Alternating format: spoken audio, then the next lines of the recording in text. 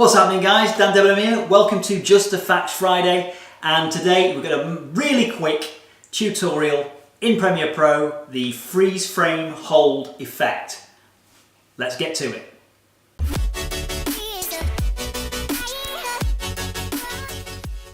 Okay, so now that we're in Premiere Pro, we've got our clip in our timeline. This is just a gentleman walking down the beach. What we're going to do is find a place initially where we think he might want him to stay. So we want him to sort of pause around when his feet are on the ground, kind of thing. But first off, before we do any of that, we need to Alt and click and duplicate this clip, and we need 4 versions of it. And that's, you can have 3 versions, you can have 4 versions, you can have 10 versions if you want, depends how long your clip is. But in this case, I'm going to go with 3 versions that are going to stay. So the top 3 clips, they're going to be our static clips, and the bottom clip is going to be our initial video. So what do we do first? First thing we do is we click onto clip 2, and we move our timeline until we get to a point where we feel like we want him to stick. I'm going to say I want him to stick there, because I'm eager and want to get it done straight away.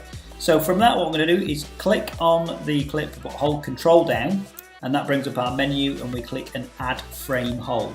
That cuts the clip, and it adds a frame hold from that point onwards on your clip. So the first part of the clip we don't need, so we can delete that.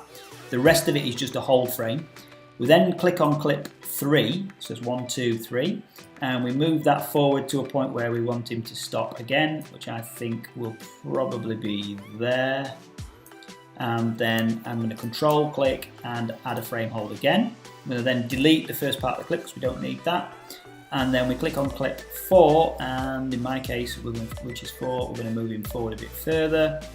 And I'm going to take it to there, I think. And do the same thing again. We just repeat that, add hold frame, delete the first part. Now if we scroll back to the beginning and we go forward on the plate head, all we get is a hold frame, and then another hold frame, and then another hold frame. It's not really working for us at the moment, is it? So what we need to do is we need to click on the clip number 2, go to our effects control panel. As you can see, we've got position, scale, etc, etc. We're going to ignore all that. I'm going to go to blend mode, and we're going to click darken. And the reason we're clicking darken is because this guy in our clip here has darker clothing than the background. If you've got a dark background, you need somebody with light clothing on in order to separate them out. And in that case, you would then click on lighten, obviously. So you go down here to lighten. So we've done that on clip 2. We're going to go to clip 3. We're going to do the same thing again, and we're just going to keep doing that on all our clips. And so we've got darker. Now, as you can see, as soon as I did that, we've got a load of clips appeared in our timeline. So we'll go back to the beginning and we'll just give it a play through, and basically the effect is done. It should, in essence, leave a trail of this gent walking across the beach.